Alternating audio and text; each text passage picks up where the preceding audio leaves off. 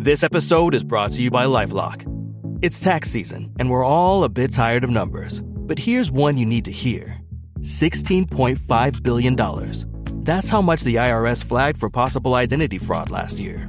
Now here's a good number. 100 million. That's how many data points LifeLock monitors every second. If your identity is stolen, they'll fix it. Guaranteed. Save up to 40% your first year at LifeLock.com/podcast. Terms apply. Simply lovely that. Famous last words after Max Verstappen stole yet another pole position. From the McLaren camp, Sundaram, my goodness, we don't have Sommel, which is why I'm opening the show. I almost feel like Oscar Piastri because our number one show host is not here, although maybe that is switched now, that it's no longer Oscar who's the number one show host, or no longer Lando who's the number one show host. But honestly, I am running out of adjectives to describe Max Verstappen's heroics over a single lap, even more so in 2025, Sundaram. How did you see that happening?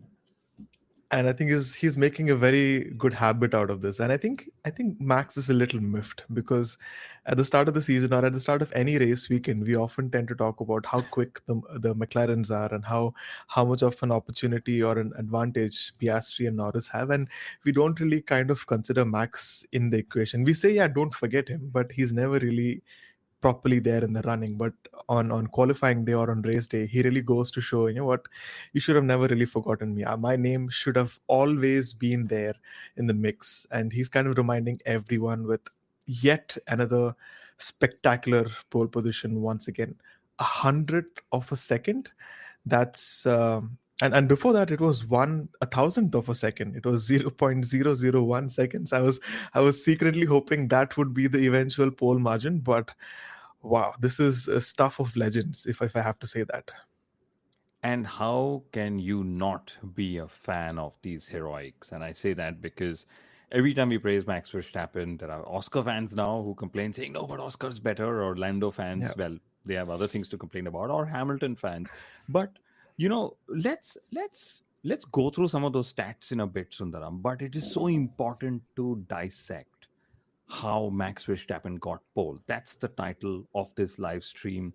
We're doing it like 1:30 India time, 10 o'clock European time. That means for the Americans, it's just about midday, after midday, early evening, whatever you call it. But it is so important to dissect how that happened. And I know we did not predict a Max Verstappen masterclass. It's very difficult to predict such things. It happens just when the conditions are right, as Max also said. But we did say we wanted to see some magic happening in qualifying.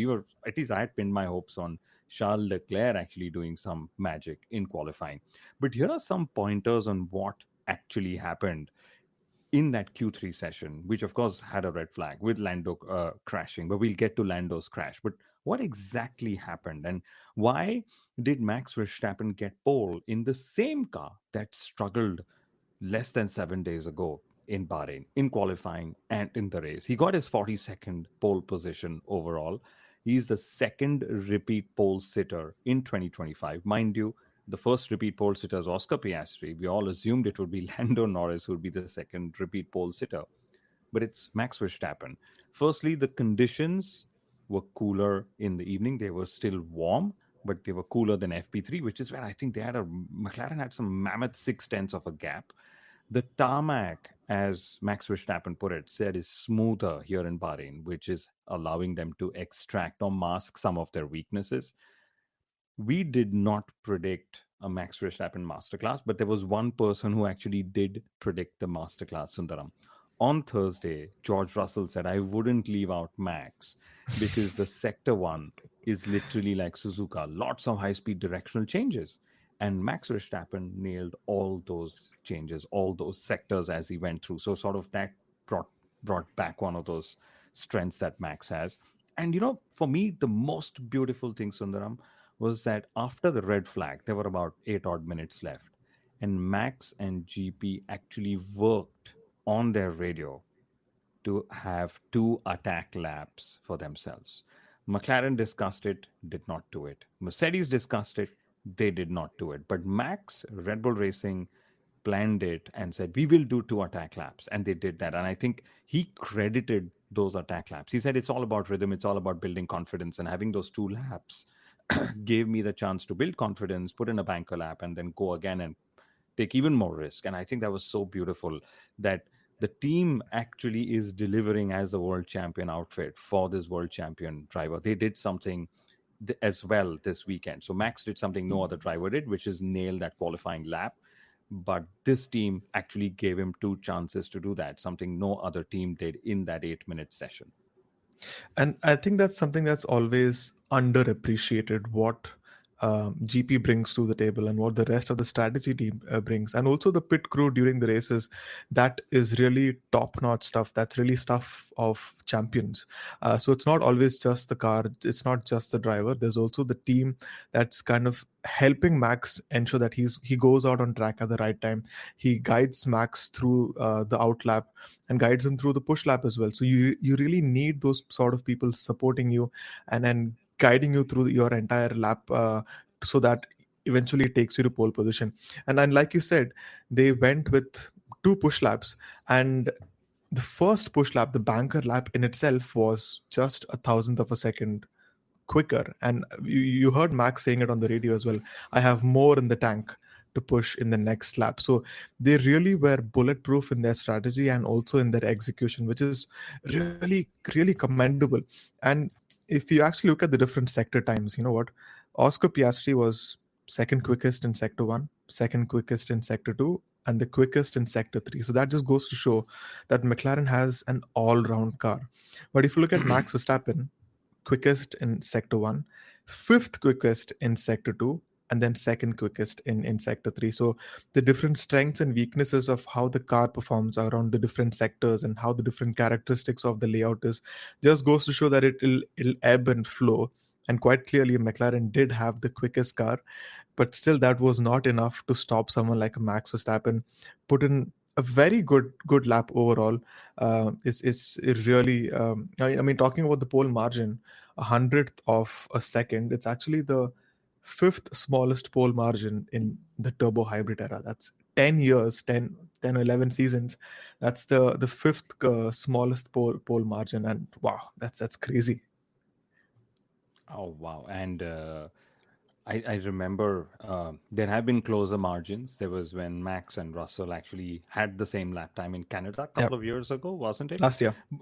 And you know, Techie Dude is here who's saying something that's been on everyone's minds: Max, Max, Max, Super Max. And Jay is here who says all heads must bow, all tongues must confess. Max is the greatest of all time. Well, that's hard to debate right now. Absolutely, I would say on that lap. And you mentioned that 1,000th of a second. That lap, that banker lap, I have more in the tank, was also his reference to saying I have more fuel in the tank.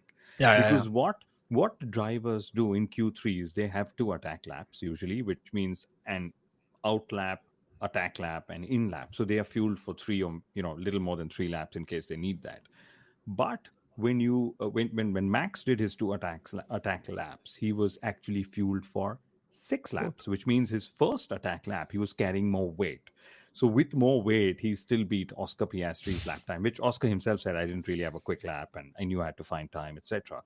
But he came in, they almost did a race pit stop, and then he went out. And GP was very specific in telling him, Max, we need a quick in lap. And then, as Max always is, he repeated the instruction just to clarify that he understood that message. But so interesting, Max just said Bahrain was actually weak for us because there are many of these slow, high rotation corners, which there are few of here. And that's why this circuit suddenly, delivered. And I'll tell you what I'm looking forward to. Okay, one thing before we move on to Oscar Piastri and McLaren. Yuki Tsunoda almost 1 second off, but in Q3 with Red Bull Racing. I think being in Q3 is good, but being a second off, and he himself said on the radio again, I had a shit lap, which is, I think, which is the case with most Red Bull drivers. Red Bull is so used to seeing such supreme execution week after week, lap after lap, session after session from Max Verstappen, and that second driver just struggles. But what I'm looking forward to the most tomorrow, Sundaram, we've seen Max versus Lando, and we know how that turns out. we've never, or at least, yeah, I say never, but almost never seen Oscar versus Max for the race lead. I am very, very eager to see how that plays out. Zach Brown said in the build up to Saudi Arabia that we've never seen Oscar versus Lando have a go at it. But guess what? I'm actually not excited about that. I am excited about Oscar versus Max Verstappen for the race lead for the 2025 Arabian Grand Prix. How do you think would that play out?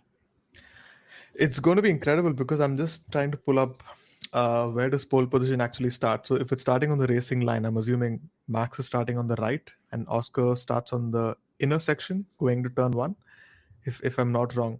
So if that's the case, and if Oscar has a mega start, he could actually block Max going to turn one. But then you also have a quick right-hander into turn two, so Max can actually take it back in that section as well.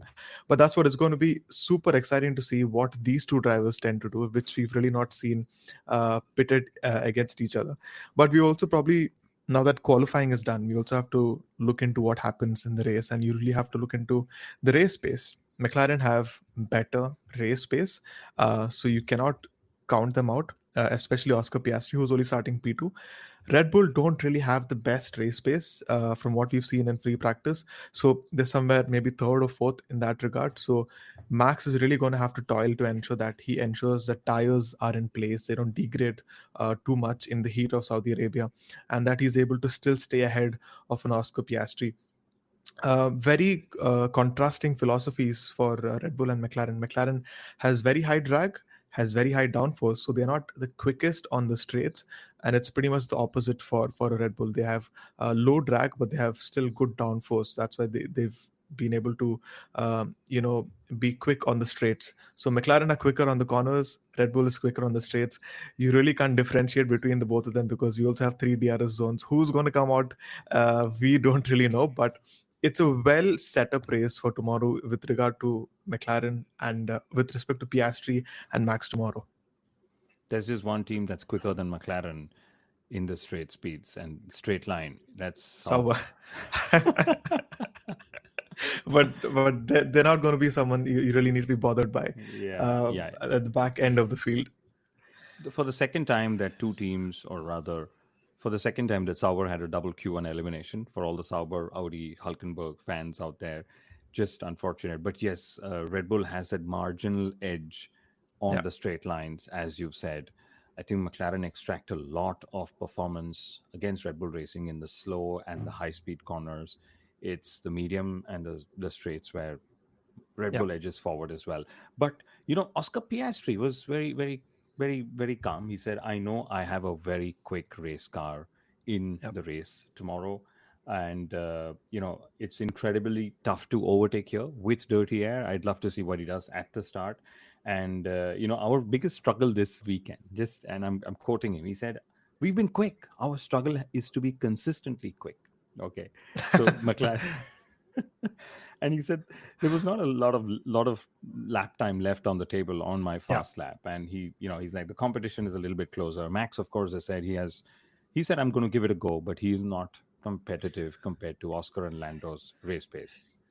I'll tell you what, I'm just reading the data right now. So we also have actual qualifying laps, and then we have ideal qualifying laps. So ideal qualifying laps are how much more quicker a driver could have gone based on their best sector times. And like I said, Piastri was second in sector 1 and sector 2. So there was a little bit of time he could have gained, or he did gain on other laps, but did not gain on the fast lap. So how quicker could have Oscar Piastri gone compared to his ideal lap? 4,000th of a second. That's all. So he would have still been second to Max, but just by 6,000 and instead of 100. So that's how close the margin already is between them, and that's probably how much more Oscar could have already gone based on past data. And imagine this. I think in FP1 and FP3, McLaren were 1-2, right? But they're not the team on pole. Can you imagine that? And Oscar Piastri, of course, is the only driver to be starting in the top 3 at all the races this season. Supreme consistency. I love it. And frankly, I don't think he could have done anything more or anything different. He was just like, come on, this guy, Max, he's racing in the same generation as I am. Yeah. With all these rumors around, will Max go to Aston Martin? Will he go to Mercedes? And there are some rumors that say Max just might take a sabbatical for a year. And I'm sure drivers like Oscar are like, yeah, please go take a break off, because we are always. I mean, imagine you just come up against a driver who's the generational talent of generational talents, if we may put it as that. And yes, I'm going on and on about Max, but No. We should. it. We should, because We should. my goodness, yeah. But you again. I'm going to go. George Russell is his crystal ball guy. He said, I'll tell you how the race could pan out. And he said there are two scenarios. It all matters on turn one. If we exit turn one in the same order that we've qualified, then he said a lot of strategy will come into play. We could, undercut, overcut, depending, and make some positions on drivers who are out of place, etc. Yeah. But he said if Oscar gets the jump on Max into turn one, he's going to disappear into the distance. Okay. And George Russell's prediction is that Lando Norris is going to start on the hard tire, go extremely long as he can, make use of all the free air, pace, whatever he can. And he actually said Lando might actually lead the race at some point. Okay. So lots of scenarios already playing out in everyone's lap. And Abhas is saying Oscar maybe could have gone harder at the last corner, but that's just nitpicking an almost perfect lap. Yeah. I mean, Oscar said that when he put in the lap the first time, and he said, I knew that wasn't pole, but he said, when I put in the lap the next time, I knew that this was almost the pole lap, and I couldn't have extracted more. But yes, we should nitpick Lando Norris. We should. Frankly, I want to go give him a hug, Sundaram. Honestly, because my goodness, no time in Q3. He's had I wouldn't say he's had the measure of Oscar, because even in free practices, they hold back a little bit, and nobody wants to sort of take all the risks. So I would have loved to see him bounce back, because we wanted to see him bounce back. And I'll tell you why I want to give him a hug, because he's been very open about his challenges and honest. And instead of making fun of him, I would like to be like, wow, that's very bold, that's very brave. And he said, that's what gives me, that's what makes me feel lighter, to share how I feel, what I feel. And, the fact is I can sort of now go quicker. But the concern is we've seen him bottle it in the dying moments of Q3. Okay. Yep. This time we saw him bottle it in the opening moments of Q3. Okay. And I don't know, visually, of course, it was horrible when we saw it. Oh my goodness, Lando Norris in the wall. He said he's going to figure out he's going to have to figure out how to overtake so many cars. And if he finishes top 5 in the race, it'll be a good achievement, etc. But, just unfortunate. And what happened with him is he just hit the curb with the chassis. And the minute you do that, you're a passenger. This is what Andrea Stella said. This is what happens to every driver. We saw Oscar Piastri hit the same curb. We saw Max Verstappen hit the same curb. And boom, there we go. Lady is saying, I hope Lando Norris can rebuild himself. He puts way too much pressure on himself and is overdriving the car. That could be Lady blah blah. Yeah, well, that could be true. With such a competitive field, there is such a small margin between driving it to perfection and overdriving that car. And Sundaram, Lando actually came into this weekend trying to have a different approach. He said, I'm not focusing on the car. I'm focusing on myself and how I feel in the car and how comfortable I get. And well, I feel even more for him for this, because he's trying hard. We all try hard on our bad days, and boom, it's just not worked out for him one more time in front of millions of viewers worldwide. Yeah, and I think this is that moment where, rather than criticizing him, you really have to put your arm over his shoulder and around him and just try and calm him down, because this is where you can really spiral down that route where you start questioning yourself if you're good enough, if you're able to convert the car's pace, and if you're letting down the rest of the team. I'm sure his crew will have to do a little bit of work going into tomorrow.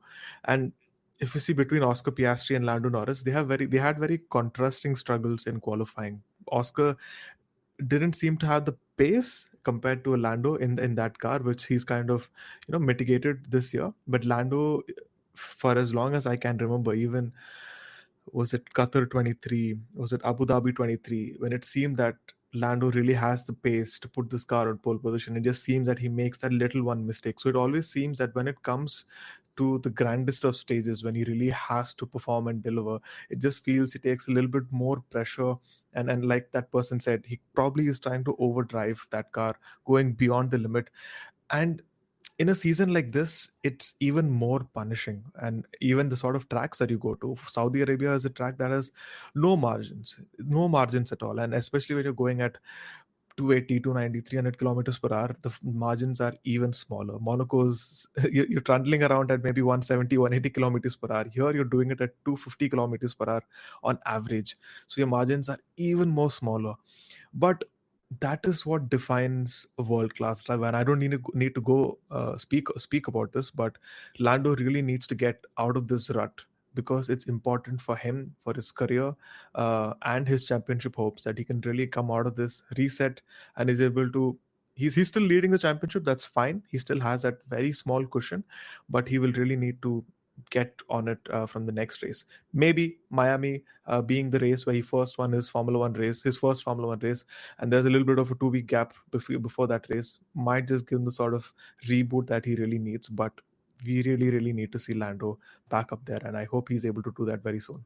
And you're right, because in a triple header, races come to you so fast. Lando Yeah. was asked, "Have you had some time off this week?" And he said, "Well, I had a week off, but it's just a 3-day week for me between Bahrain and Saudi Arabia." And it doesn't help that there are millions of people talking about it, journalists like us Yeah. with him, with the boom mic saying, "What happened? And why are you struggling?" And of course, more comments around Max. Stiglitz 71 says GP made the call to first do a banker lap so Max could take all the risk in the final lap, and that's what he did. Check the onboard. Yes, that's what we spoke about in the opening moments. We explained why he did that. We explained how he did that. We explained how that helped him build the rhythm for his final push lap in Q3. We explained why he had how he was carrying more fuel. So feel free to go back to the start of this live stream and hear what we had to say, because now, Sundaram, I think it's time to move on to George Russell, Mr. Consistency himself. I loved his post race radio message. He was told, "George, we're P3," and he's like, "What's the gap?" And he was told the gap, and he said, "But what's the George, we're P3," and he said, "What's the gap?" And they said, A tenth. just over a tenth. And he said, Yeah. "What's the exact number?" And he said 113 milliseconds. Okay. And I think that in itself, because Oscar was told the same thing, and he said he was told 10 milliseconds to Max Verstappen. I think it just sounds even more grand when you say it in milliseconds, but okay. Yeah. And George Russell again he's made qualifying his own. I would say he's had 2 second places in China, and then in Bahrain, and now a 3rd place. He's always sneaked it into qualifying. And I think I'm loving this avatar of George Russell. And he actually pointed out how they discussed the 2 attack lap in Q3, and he said Mercedes chose to not do it. And he said, "That's why I took turn 1 easy in my only lap in Q3, because if I binned it at turn 1, I would be P10 straight away." Okay. So he said having that banker lap gives so much more comfort into chasing more lap time on the second attempt. And I think just goes to show that if Max were to be at Mercedes, he would have pushed them to say, "You know what? I need that second lap. You guys go figure it out. This has to happen." And yeah, so that's where we are. I think Kimi Antonelli, he was honest. He said he made a mistake into turn 1, and he said he lost 3 or 4 tenths. And without that, he could have been P4. But what do you think Mercedes' race pace is like? Okay, before we go to Mercedes, Abbas has another comment. Does Lando versus Oscar give the feeling of Webber versus Vettel, a more competitive version of that rivalry? Oscar is the Vettel here. Well, what do you think? No, it doesn't really give Weber versus Vettel vibes, because in that scenario there was a very clear distinction between both drivers. Vettel quite clearly at that point was generational talent.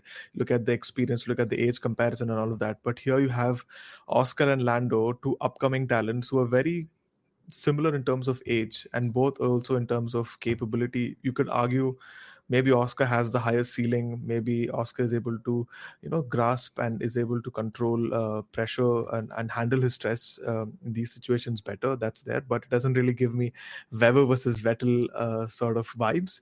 But I like the sort of rivalry we have between Oscar and Weber. We seldom, Oscar and Lando, we seldom see two young drivers fighting it out in a car that's capable and both being very equally matched. So this, I think, is going to be a rivalry of its own.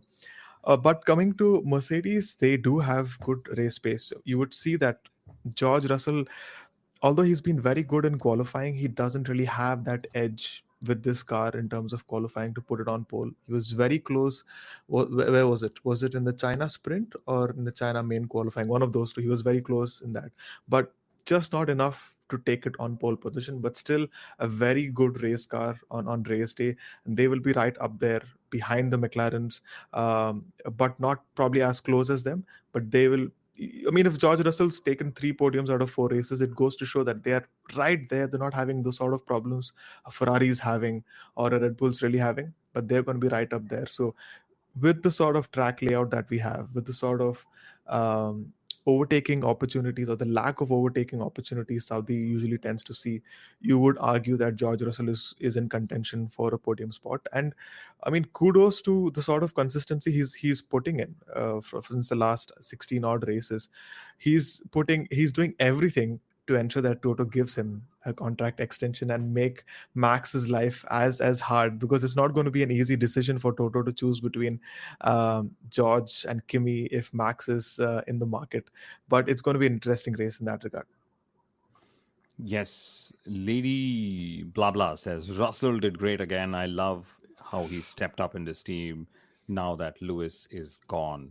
Frankly, that's a great way to put it, because Yeah, and my goodness, this is where the stream might go complete bonkers. But yeah, the Mercedes might feel lighter after Lewis Hamilton yeah, has left. And I mean, yes, in the heart, but also as an operating unit, because whenever Lewis wouldn't perform, or Mercedes wouldn't perform, and hence Lewis wouldn't perform, there was a lot of attention, a lot of negative attention that would come from his fans, LH44 as we call them. I would say I belong to that. I'm a big Lewis Hamilton fan as well, but not the types who would go completely crazy with conspiracy theories and so on. But there are very few who would probably do that. But I would say they probably feel lighter. George Russell feels lighter. He feels that this is his chance. And I love that they don't have a pole car, but he's always been there or thereabouts. And I love that in the race also he's been maximizing. And if Mercedes chooses to not go to Max Verstappen, it's not because of what James Vowell said that Mercedes has a different culture and blah blah blah. I think that's BS. I think that's true, yes, but when you have, it's like this, that if you suddenly get a Max Verstappen, your culture revolves around how Max Verstappen treats yeah. you, which is how it is, right? So if Mercedes doesn't sign George Russell, it's not because of what James Vowell said about culture and so on. It is because George Russell stepped up, and Kimi Antonelli hasn't been washed away either. Couple of tens here and there, and a lot of down to experience, a lot of down to just not having driven on these circuits, done lots of sessions in Formula One, and so on. But a lot of sessions in Formula One. One driver who's done, Lewis Hamilton at Ferrari, right? If we can switch tack to Ferrari, Sundaram, because Hamilton has been out qualified by Carlos Sainz in a Williams, like you pointed out, 2 consecutive races in a row. It happened in Bahrain, has happened in Saudi Arabia. He said he had no rhythm whatsoever. And I think he was half a second slower than Leclerc in that Ferrari. Wow. Half a second slower than Leclerc and nearly a second of the pole pace. And this is where you really are confused. What is the problem? Is it Lewis Hamilton kind of losing his ability at this age, or is it really him struggling with the car? Because he was also struggling with the Mercedes in the last 2 years, but then George is able to put in pole position or within the top four there as well. That's where really all the conspiracy theories started coming out. But you start seeing that same sort of issues with here as well. And yes, people will say that he needs a time to kind of adapt. He spent 12 years with Mercedes, but you cannot take so much time, unfortunately. You're losing out on precious time, you're losing out on precious podiums, wins, and points for your team as well. Ferrari's not been on the podium this season. If they don't be on the podium tomorrow, this is going to be the first time in nearly 15 years where they've not been on the podium in the first 5 races. So they will lose hold of the constructors title in that regard. So you need to see Hamilton as close as Leclerc as much as possible. So even for him, it's very important that he bounces back. His record in Jeddah has not been the greatest since his first win in 2021. So the numbers in qualifying have been hovering around, I think, eighth, seventh, eighth, and the likes. So not a great qualifying for him in that regard as well. But even he needs to really come back and come strong in the next set of races.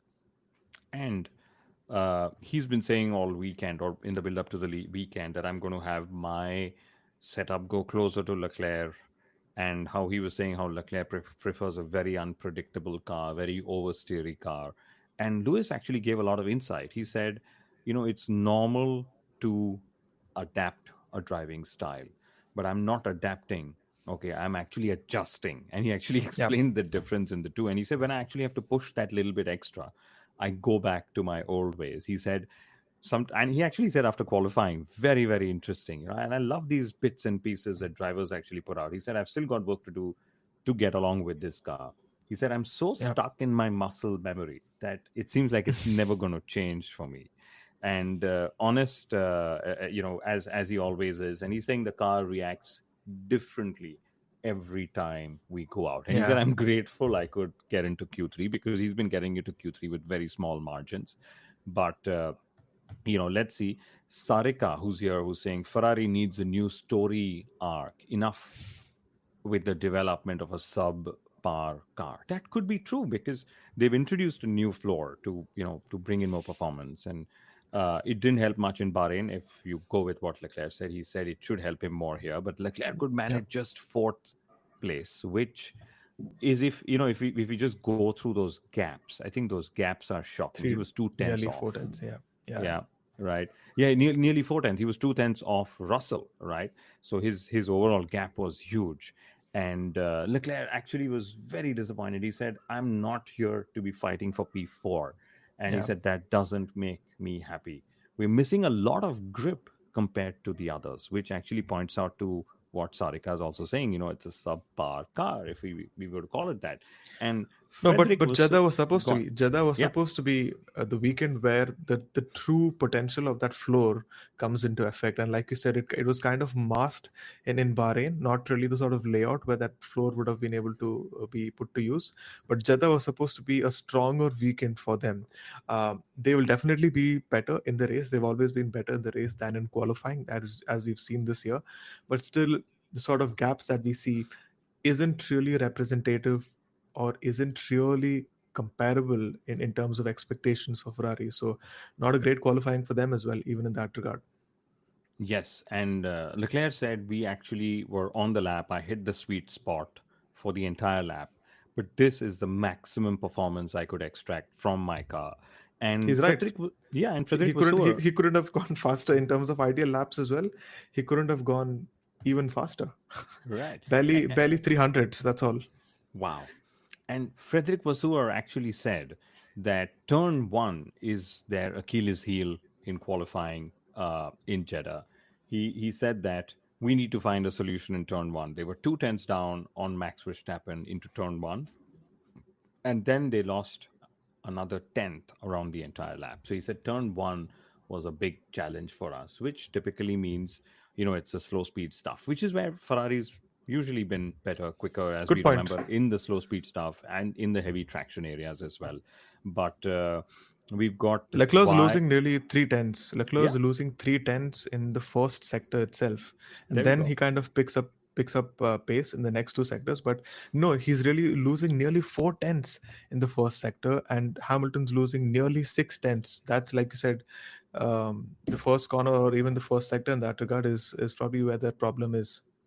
Absolutely. So we're going live from Oslo. That's where I'm sitting. Sundaram is in Mumbai. That's where he's sitting. We're trying to, dissect the race. We we don't really sleep. We are just always eating, sleeping, living, breathing Formula One. Somil, who usually hosts the show, of course, the voice of F1 in Hindi in India, he's at a family function for all his family members tuning in. Guys, y'all should know this by now. Do not have a social plan on a race weekend. As simple as that. If it's a triple header, too bad. You got to wait for the fourth race weekend when that happens. But on a more serious note, we should, I'll tell you why I switched to Somil. Okay, I'm going to take some comments that have come. Can Lando turn Yeah. this around in the coming weeks? Mohammed says that. Mohammed Saud Hanfi. Hello, welcome. We've actually spoken about Lando turning it around with the break coming up and top five in the race tomorrow. Go back, hear it. Will we also see Oscar in a wheel-to-wheel battle in the front of the grid tomorrow, for which Lando gets too much flack for? Thoughts? Yes. Mohammed, again, go back. Thank you for tuning in, even though you're a few minutes late. Hit the subscribe button. You'll be able to know when we go live. We are actually You'll get looking forward to this. We are actually Yeah. looking forward to this battle. Absolutely. We've spoken a lot about Lando, Oscar, Max versus Oscar. That's what we're all going to be tuning in for. And if George Russell can sneak in somewhere, because Carlos Sainz sneaked in a P6, Williams' best position in Jeddah. He is coming around in that Williams, right, Sundaram?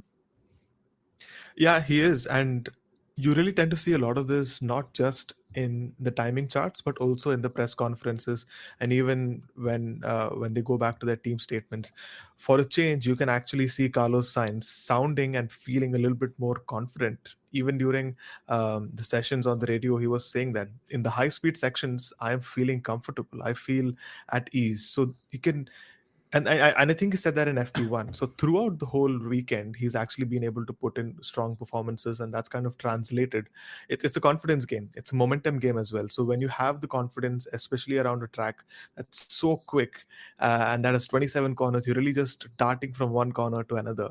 If he's having that sort of confidence, P6 is ideal in that regard, and that's going to be a good. I think he will be a little disrupting to someone like a Lewis Hamilton or even a Yuki behind him. That puts him in a very good position, but he is potentially on course for points. Maybe not P6, but he could probably be P8 at least. Yes. In fact, I think he's going to disrupt even Lando Norris's charge up to the field. Yeah, of course. Uttara, if this is the Uttara we know, who is wonderful with our social media, says that's why one needs to stagger little naps. I have no idea what that is for, but I'm pretty sure there's a Formula One reference to it. Because, Carlos Sainz, in the way he always explains things, he's so technical. I'd love to see if he ever proposes to his girlfriend, how technical he can get about the ring or the diamond or, whatever. Or, if he's kneeling at a particular angle or, how much pressure he's putting on the kneel or whatever. Because he said this is the highest adrenaline peak on a push lap. Around the whole calendar. He's like, it's like Monaco, it's like Baku, it's like Singapore. He said the grip is very high and you can also push in the race as well. So I'm curious to see that. But if we can switch tack. Just one point. This one point, it. since you said Sainz will be disrupting Norris's charge as well. So let's take a look at the top speeds that these cars have been having. So Sainz has a top speed of 332, which is fairly towards the front end of the field, whereas Lando Norris, who was, like we said, McLaren has a high drag, high downforce car. So both McLarens are towards the bottom end of that field. Max Verstappen also does a top speed of 332. Carlos Sainz also 332. Oscar Piastri 327, 5 kilometers per hour slower than Max Verstappen, and Lando Norris 328, which is around 4 kilometers per hour slower than Carlos Sainz. So it's going to be something to really watch out for in tomorrow's race in the DRS zones. Who has the measure of whom? We'll get to see that tomorrow. And his teammate, Alex Albon. Okay. I would say Alex Albon, I think he's also been out-qualified 2 times in 2 weekends, right? That's how Carlos Sainz has just stepped up. But I wouldn't really call it being out-qualified. And I'll tell you why. Because they've been so close to each other that when they're, within a tenth of each other, the team is really, wow, we're really pushing each other and going. And Alex Albon actually used what we've seen drivers do in Formula 2, which is to go in between the breaks, because he was out on track all by himself, doing his thing, trying to get in the lap times. And he said that's actually what cost him a position in Q3. He missed Q3 by 0.007 for all the James Yeah, Bond fans. yeah. Since you all don't have, Aston Martin to cheer for right now, at least you'll have Alexander Albon to cheer for. But he missed out by 0.007, and he was asked, "What do you think cost you that 0.007?" And he gave a very interesting answer. He said, I went out when there was no one else on track. There was no track Mm. circulation, as we call it in motorsport. And he said, hence, I had no toe or anything. He said, I had no use of track evolution because he also went in the middle of the session. Can you imagine? He's trying to go get a clean session, clean lap in, focus on himself, but you actually need to also time your sessions when the Yeah. track is evolving and getting quicker. But do you think they can score points tomorrow? I definitely think they can. Saudi is a race where you tend to see a fair bit of DNFs, unless it's Williams who's actually causing those DNFs. I think we are in a very good position to score points. You will almost certainly see a safety car from some car or the other, and that can actually kind of turn strategy around. So with Carlos Sainz starting P8, and sorry, where is he starting? P6, and Alex P6. Albon starting, yeah, P11. I think they're in a good spot to take double points. Yes, and I'd love to see that because Williams have never scored in Saudi Arabia. Yeah. If they are able to change that, that would be fantastic for the two drivers, James Vowles, etc. But there were two. There was another driver, so there was all four drivers of two drivers of all the top four teams in Q3, which means 8 slots taken away. Which also means that the balance 2 slots, one was filled by Carlos Sainz, who we just spoke of, and Pierre Gasly, Pierre who was in Gasly. ninth place. Yeah, you remember Q1? There was that embarrassing moment. There was a what do you say? The A tire blanket shroud that tire was blanket. stuck. Yeah, it looked pretty embarrassing. And honestly, I think Pierre Gasly's been doing fantastic. The cars there, and that to two different kinds of circuits, Bahrain and Saudi Arabia, which means that the step they've made forward is actually very, very, very, very good. Haas said that Williams and Alpine have already made a step forward, which means they're a little out of touch for us, including Racing Bulls as well. But I'll tell you what, when Jennifer Lopez entered the paddock in that pink suit, I almost thought she's going to sit in that Alpine car and take Jack Doohan's place or whatever, given how his seat is always under threat. But great stuff for Alpine. Oh, definitely. Because another thing which we kind of tend to forget is the Renault power unit is the least, or can I say the most underpowered power unit amongst the four of them. So if Pierre Gasly is being able to put the car in P4, if he's able to bring it into Q3 with such fine margins, it's really a testament to how much he's been able to drive or overdrive that car. Jack Doohan is there or thereabouts, but not as close to Pierre Gasly. But it really goes to show the sort of driver Pierre Gasly has grown into ever since his demotion from Red Bull. He's done exceptionally well at AlphaTauri. It took a little bit of time for him and Alpine, but I think since the latter half of last season, he's done really well in terms of consistency, in terms of results, and this is really a good CV that he's building together. If at all there's another seat available after 2026, so he's firmly putting himself in that midfield fight tomorrow.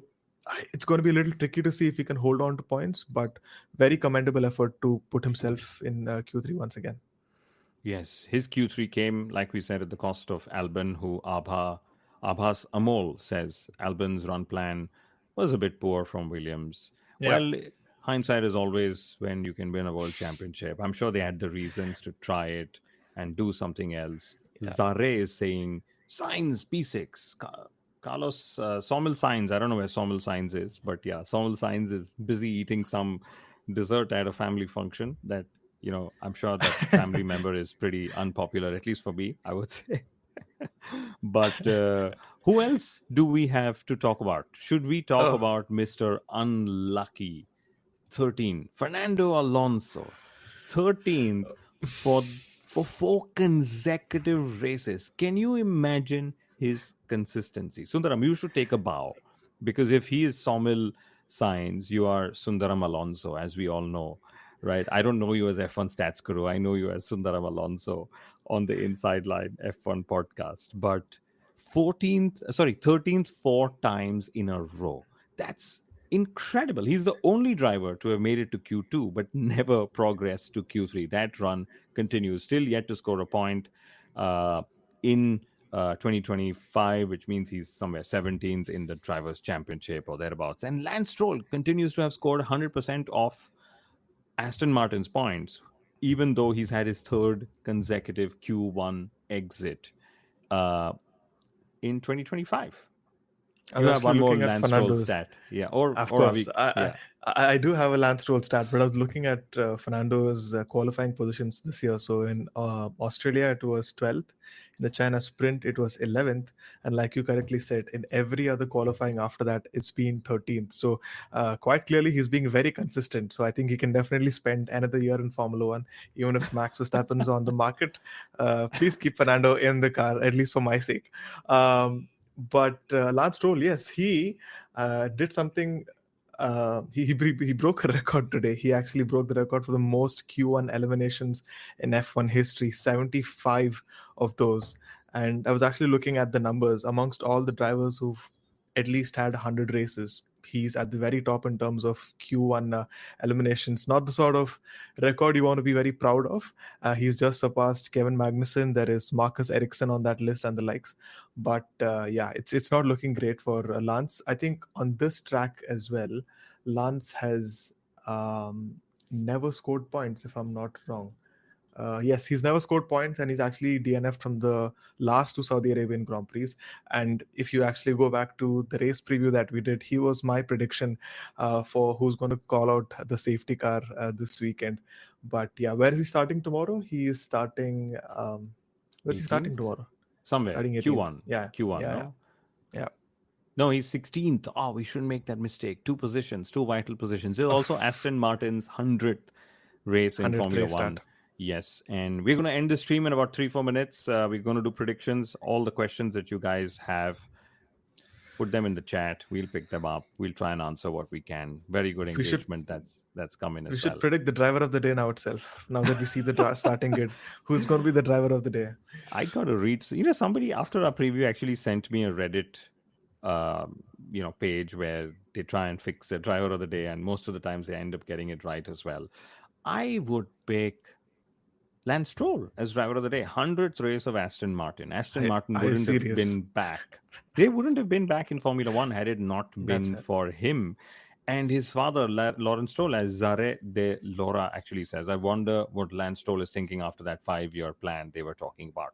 Well, that 5-year plan is going well because they've got Honda, they've got Adrian Newey, and they've got Lance Stroll and Fernando Alonso and Andy Cowell, who's now the new team principal, CEO of various titles that he's taken for himself or he's been given.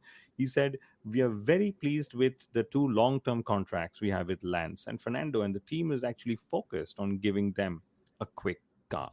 Of course, he's not going to walk out in the media and say, actually, we want Lance. Actually, we want Max Max. Verstappen. Can you guys go tell him that as well? So that's where they are, I would say. But who else in qualifying? We had, for the first time in 2025, Isaac Harjar. No, sorry, we had Liam Lawson out qualifying a His teammate Yeah. in 2025. His teammate. There's a reason why you said that. Why don't you explain? Yeah, because in Japan, although he did not out-qualify Isaac Hajar, he did out-qualify the driver who replaced him in Red Bull. So he was, I think, a position or two ahead of Yuki Tsunoda. But this is the first time Liam Lawson has out-qualified a teammate. That's going to be a massive confidence booster for him. You've also heard the team principal or the team CEO say that when Liam came back into the team, he looked a little lost. He looked a little dejected, quite obviously, but that if he's able to find his feet once again and kind of deliver in that Racing Bulls car where he's more comfortable around, that's a good showing for him. So even he's very close to the points position. So if anyone triggers a safety car from the top 10, he could be within points scoring position as well. Yes, that would be fun. So what's your prediction? Top 3? Max Verstappen starting on pole position is almost impossible to displace him when he's starting on pole, and he has a very good pole to win conversion. So I'm not going to look beyond him. Max is winning. Oscar's taking second. It's good. Third is very difficult, but let's say for the fun of it, Charles Leclerc is taking P3. So you are saying there will be a new face on the podium in Charles Leclerc, Yes. and Yes. Ferrari will finally have their first podium Of the in season. 2025 after all that hype that was there in the preseason. Well, And driver of the day is going to be Carlos Sainz. you think Carlos Sainz? Okay, Yeah. you mean that's on? Okay. So my driver of the day, Lance Stroll, 100th race in Formula One. I'm sure our stream is going to get him more votes as well. Well, in qualifying, the smallest pole margin in Jeddah has been 0.025. Okay, this was Perez beating Leclerc a few years ago. Max and Oscar have already beaten that by half, 0.01, right? That's the number we've had, which means that they're going to have a similarly close margin in the race win. That's my guess. The smallest win margin here was Leclerc being beaten by Max Verstappen by half a second in 2022. The famous DRS battles, etc., that they had, right? So I get a feeling Max Verstappen's going to win this. I just get that feeling, and I get a feeling they're going to have a massive scrap for the race win, and Lando is probably going to be in the top five, but Oscar's going to realize, you know what? Let Max win this. No problem. I'm Yeah. going to take the lead in the Drivers' Championship. I will score the maximum points. I don't get to prove anything by meeting Max in one race. I need to beat him through the season, which I mostly probably am going to do so. So that's what's going to happen. So it's going to be Max and Oscar. And then I think it's going to be George Russell. It's going to be those same four drivers that we're going to pick from. I don't think it's going to be Charles Leclerc, but I would love to be proven wrong. But, again, there is a scenario. If Max keeps the lead at turn one, that's the scenario. If Oscar leads at turn one, then I think Oscar is very clearly going to have one of the largest winning margins here, which previously has been 21.8 seconds. Oscar might just take that. Yeah, I'm just taking a look at the Drivers' Championship as well. So Lando's leading with 77, Oscar's behind by 3 points, and then a further 5 points behind is Max Verstappen. So speaking about it, we can actually see Max leading the championship tomorrow if something goes wrong for Oscar or if Lando doesn't score a lot of points. That's also a possibility. How unlikely would it be to see Max leading the championship in a season when quite clearly both drivers, McLaren drivers, and that car is the quickest? So that'll be some statement. Why don't I put another scenario out there, since we're going absolute crazy with this? If Oscar and Max take themselves out and George That's Russell not happening. wins. Well, no, That's no, not you never happening. know. Okay, whatever. Okay, well, I'm just building that. If George Russell wins, okay, George Russell could lead the Drivers' Championship as well Yeah. without actually winning a single race this season. Or maybe then Saudi would be that race that he wins, which sort of gives him his opportunities. But wow, we have got some fantastic racing up ahead of us. Any more thoughts? Any more questions before we end the stream, Sundaram? I love your stats. I'm yet to come across someone who doesn't. In fact, I just realized Pierre Gasly has been ninth in Jeddah for the last three races. So he's been here Wow. ninth. But any more stats before we call this fantastic stream an end? I think I'm done. I think my favorite stat is the fact that this is the fifth smallest margin in the turbo hybrid era. No, a good point. Since you mentioned stats, I really want to highlight the pole margins that we are seeing this season, because I was doing a little bit of digging before this session started. So the pole margin in this season is the average pole margin is literally less than a tenth of a second. And if you go Wow. back to all the races in the turbo hybrid era, if you take the season average in dry races, or even if you take the first five races, the average of those, this is the smallest of them all, and by a huge margin. You don't have pole margins that are less than a tenth of a second. So that just goes to show the sort of season that we're having, where everything is so close. A tenth here and there could literally drop you from pole position to the third row. So really a testament to how the budget cap, the sliding scale arrow, of how that's been set up. Everything is really coming together, and even the limited test sessions and the sprint races taking away a few practice sessions has eventually led to 2025 being the closest season we have seen ever. Indeed. And 2025 continues. It's just the fifth race Yes. of a 24 race season. There's a massive rule change that's coming in mid season with the Spanish Grand Prix. I really hope that that rule change doesn't take away all the competitiveness that we are seeing in Formula One 2025 right now. But this stream has been a lot of fun. I will make sure Somil doesn't attend the family function tomorrow, and he is here to celebrate Sundaram's prediction that Carlos Sainz is going to be the driver of the day, scoring points, disrupting a few people's races. But this stream Yeah. has been so much fun that I almost don't want to end it, even though I think we should end Yeah. it. And Sadhana is actually saying we need live race watch alongs. I would, actually, we should consider doing that, given how Yeah. much you, Sawmill, and I are dissecting through the race as it goes along as well. Maybe we just put it on when Sawmill's doing his commentary in Hindi for the official F1 broadcast in India as well. But for now, thank you very much. It's been fantastic. Goodbye. Go to sleep. See you guys in the stream tomorrow after the fantastic race that's going to be. And subscribe to this, put on the notification so you all know when the stream is on, and we get to have everyone back here. Thank you, Zare. Thank you, Sadhana. Thank you, Abbas, Uttara, Mohammed, and everyone else, and Sarika, and so many others who actually sent in comments. We love interacting with you just as much as we love Formula One. Good night.